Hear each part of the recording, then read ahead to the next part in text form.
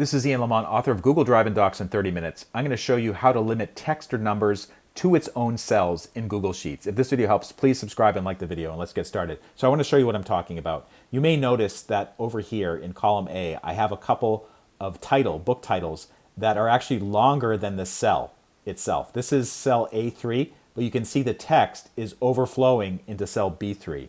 And you can also see it happening down here. Like this number, this is a very long number. It's going from cell D10 flowing into cell E10. And what I want, this cell should be blank. So what I want to do is I want to stop the text from overflowing into other cells and basically keep it within its own cell, whether it's a number or whether it's text. And this is how to do it.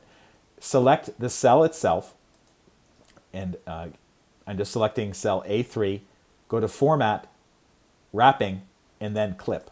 And you can see that now the text is cut off.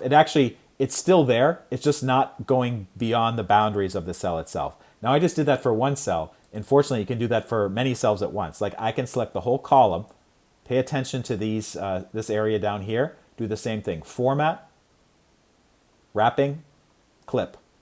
So it now ends at the column boundary, but the text is still there. The underlying text is there, and you can see it if you widen the boundary there. And then if you want to, you can do it for the entire spreadsheet itself. Select all the cells in the spreadsheet. So you can select one cell and then Control A or Command A, and then do the same thing. Format, Wrapping, Clip.